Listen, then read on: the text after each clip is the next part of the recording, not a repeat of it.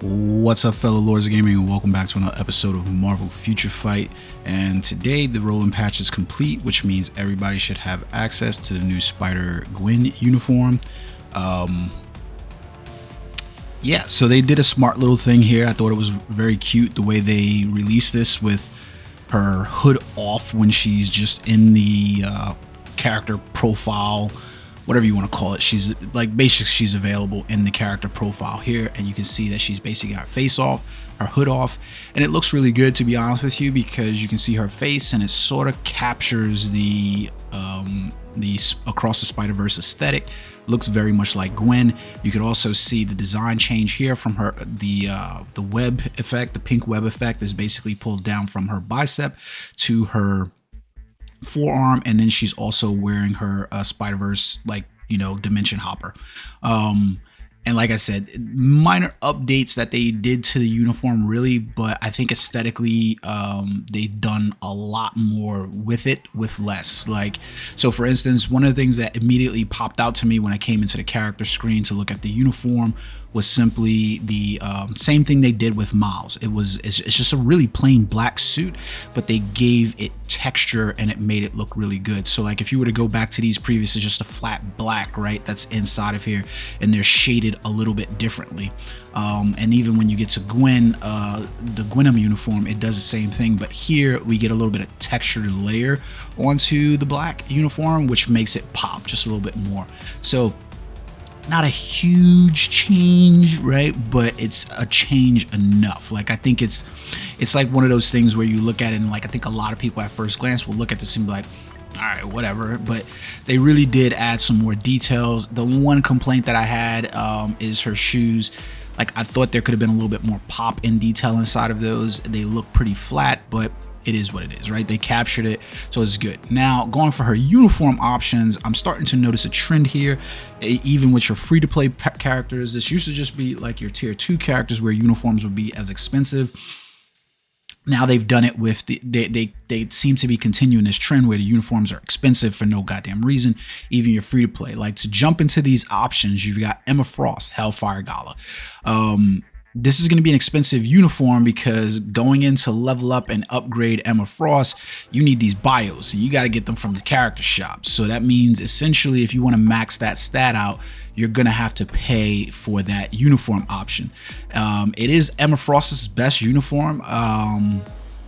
So I guess, 2 one way, half a dozen another, but that does become a $39.99 or, a $20 pickup in order to get these Emma Frost bios for this character. Then we get Luke Cage, not a bad uniform option. It is Luke Cage's best uniform that he currently has, so not a bad uniform option, very free to play friendly there. We move down to Spider-Man No Way Home Green Goblin. Like, truth to the matter, right, I didn't even finish upgrading this uniform. I think I didn't finish upgrading it because I didn't really care for it that much. Like, I was like, it is what it is, right? And then so I didn't get all of the bios. Like, even right now you can see I don't have all the bios needed for it. I'll probably come back to it at some point. But like, looking at the uniform overall, it's a free to play option because you can get excuse me, let me go back to this, because you can get Green Goblin's uniform upgrade, his bios rather, from like the support shop or self-defense protocol and Epic Quest Dark Reign. So these are not difficult bios to get, so it's a good uniform option there for him, except for the fact that this is not Green Goblin's best uniform, right? Like, it is just not his best uniform. His newest uniform that he has is the Green Goblin Red Goblin uniform. So this wasn't like a sleep in the field kind of uniform. It was just like, it was a really good uniform. He was probably better than a lot of tier 3 characters with this uniform, but this is his better uniform that they recently gave him. So you would have liked to prefer to see the Green Goblin, Red Goblin uniform inside there.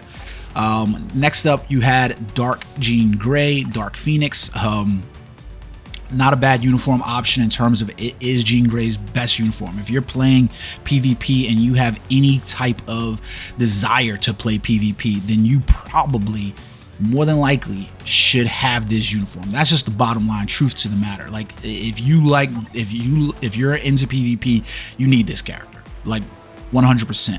Now, the bad part about this is gonna be a very expensive uniform to gear up, because it's Jean Grey. So it's like, you know, the investment in getting that uniform is gonna cost you a little bit, right?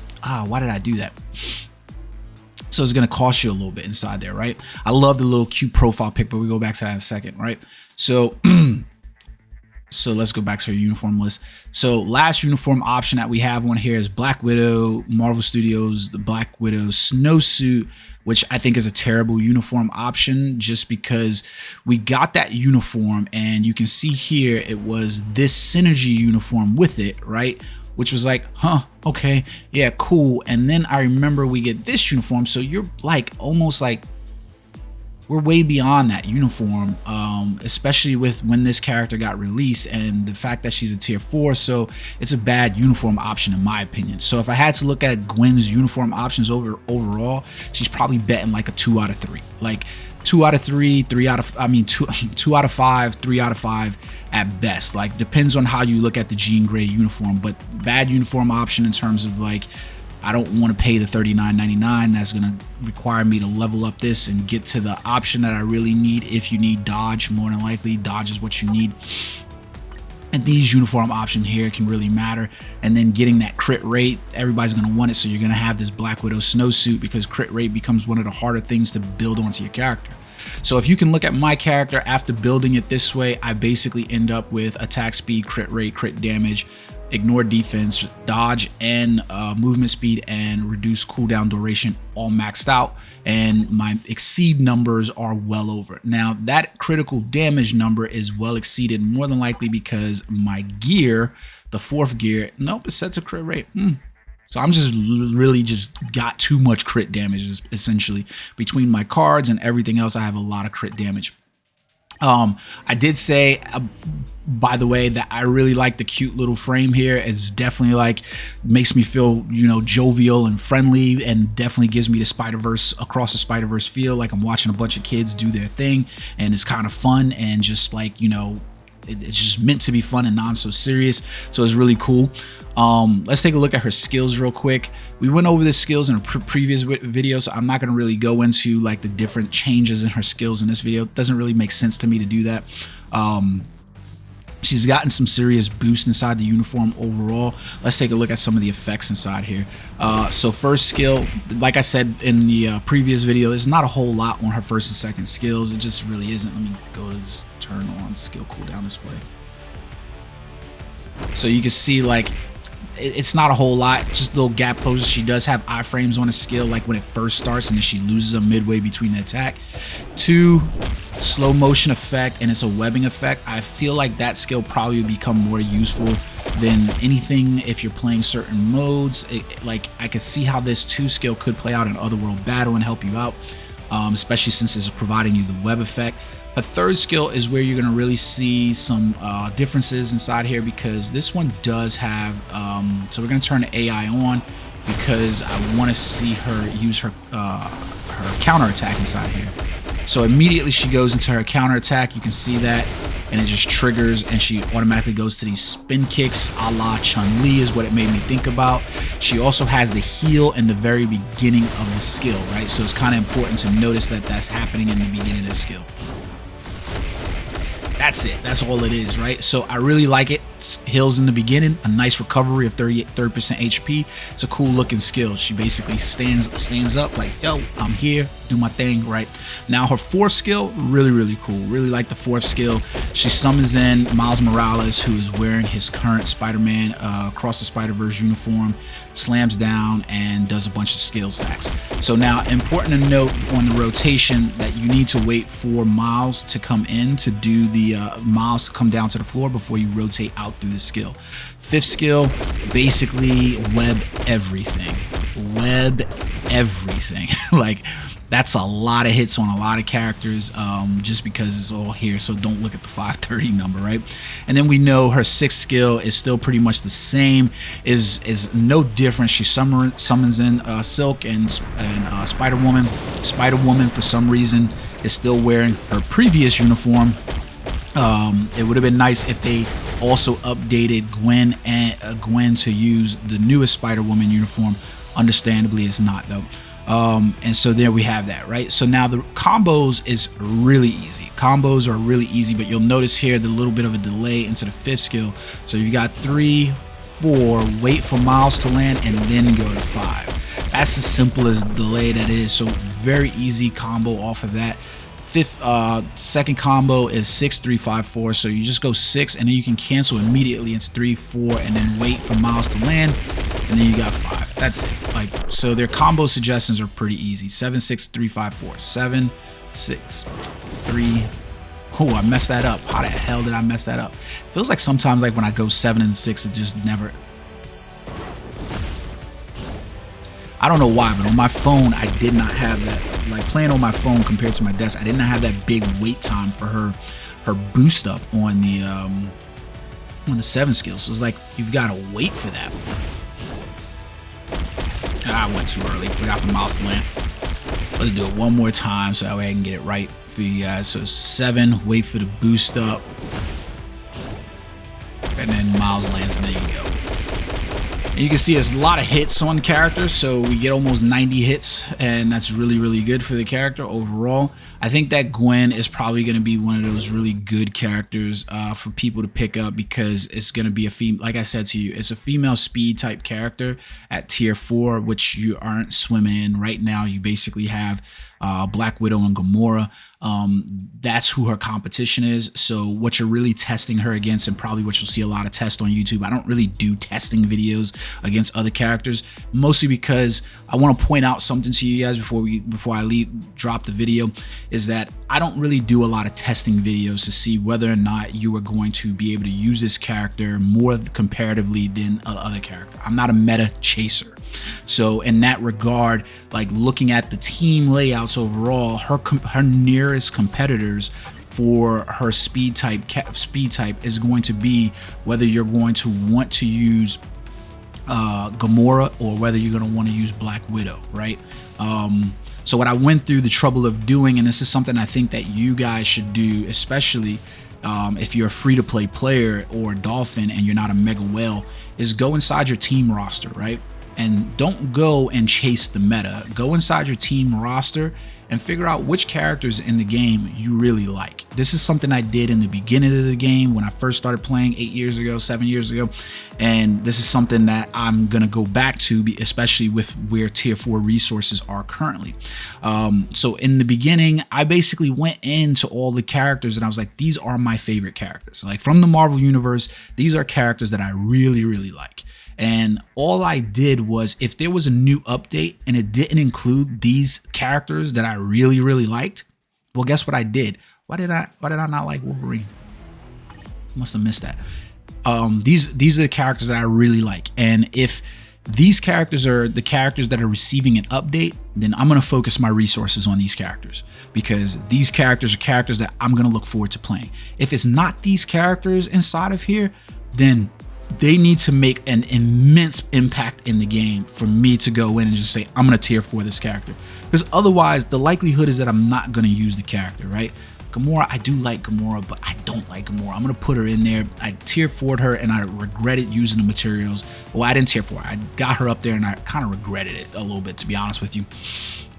But these are the characters that I really like, and I'm going to invest my resources in the characters that I really like, because the odds are is that I'm going to play these characters more than I'm going to play the characters that I don't like. If the character comes into my top pool, more than likely I'm not going to play that character and I'm not going to use it. The truth of the matter is, I can only usually use about 5 characters as my main lead DPSs inside of World Boss mode, because I don't care about like PvP. PvP, I'm never going to be in the top 1% that are going to be gaining the rewards that are going to make it matter for me to just invest in a character for PvP, because I'm not on that whale tier. And if you're not on that whale tier, more than likely the same is going to happen for you. You're never going to make it to that tier where you're going to be competing for those rewards. So why even bother? That's my purview of looking at it. Most of the characters in the game, you're basically looking at what characters do you have fun playing. If you have fun playing a character, regardless of whether it's in the meta, you're probably going to have fun playing the game if you get to use that character and see that character on a day-to-day. Like, Thor, for instance, has been one of those really slippery slope characters where they've still never actualized the power that should be Thor in his game. He should be on the level of Jean Grey, of Thanos. That's where he should be. But is he there? No. He's kind of middling the tier of like elite characters in the game, where it's like he's probably like just enough to be mid. Like he's like the base point comparison here, better or less than Thor. Like realistically, most of these tier 4s inside here, probably even Iron Man, to be honest with you, are probably better characters than Thor overall. And it's also about where you can use them. Like Kang, playing Kang World Boss Thor is actually great for me compared to like Iron Man, right? He's really good for me there, right? He's better for me in a lot of sense because I can use him so that way he has the chain hit damage, which does a lot to Kang, it seems, right? So it's just really good. So this is a good way for you to do those. Otherwise, you end up in this resource deficiency consistently where it's like, where's my resources for me to get up and do my rank ups, right? What do I have every time a new character comes out? There's no way for you to keep up with these. Like for instance, I would love to tier 4 Spider-Gwen right now, right? I would absolutely love to tier 4. I don't have the resources and materials, and that's even with me leveling up characters that are my favorites, right? And that didn't require me to use those resources or anything else. It just happened that Miles, basically, I don't have the resources to basically get after her because I just finished leveling up Miles to get him to tier 4. So I'm gonna have to wait in order to level her up. The hope is that there's not a more important character that comes out in my favorites list that I would need to level up before I would consider leveling her up. There are a few characters in here that I would skip her over for, specifically like Nova, Beta Ray, Ghost Rider. I mean, I would love to see a Ghost Rider tier 4. I would absolutely love this, but more than likely I'm not seeing those characters anytime soon. That's just the truth for it. Blue Marvel, Shuri, I would love to see those characters. So my anticipation is that now I'm going to roll into this. I know they're going to threaten with the, we're going to be threatened here soon with the Luna Snow. So all I've got to look forward to is that I've had my speed characters. I never in my wildest imagination that I think I would have 3 speed characters. If you'd asked me 2 years ago, would I have 3 speed characters in my top? Like you can notice there are not a lot of speed characters inside my top favorite list. Just not. And speed and combat characters were characters that were just relegated to dog pile. Speed and combat, besides universal and blast type characters. There's a lot of those characters in the game. So really exciting. I'm excited to see what they are going to continue to do with the game. We've definitely seemed to hit a benchmark for the players with this character. I will go over some character build stuff because I do have to build out Gwen for her total play out, and I'll probably do some like playthrough of her inside of world boss, probably not inside of like Otherworld battle, a timeline battle, even though I do believe that Gwen may be really good inside of Otherworld battle with the look of some of her skills, the counter attacks, the penetration, the super armor, all damage immunity, her invincible inside here, even her 5th skill with incapacitation. I think she's probably poised to be a really good PvP character, and I'm battling with unequipping the custom gear here. There is a discount, I think it is. No, it hasn't kicked in yet. When it kicks in, I'll have to play around with it and maybe put a CTP of destruction on her. I'm not exactly sure yet. Like I have to play around with that, so we'll have to see what we do with her. But again, like I always say to you guys, if you're gonna meta chase, then be aware of what you're meta chasing. I mean, WNG Love Manny has the highest tiered Gwen currently right now in the game, and if you look at this, I mean, I don't know why the hell he just, like, you literally just put that because so like this is what I mean by chasing the meta. This dude literally has a Magneto he's got a Magneto artifact on Gwen just so that way more than likely he can reach that high elite tier stats. Does have a brilliant CTP of authority on her, and you can see, like, are you going to keep up with these many Odin's blessings on a character? I don't think so. You're probably not going to compete with this dude. You're just not. So like, be aware of what you're chasing and why you're chasing it and what's going to lead to, instead of you just basically being able to have fun with the game. That's my opinion. I hope you guys enjoyed the video. Until next time, peace.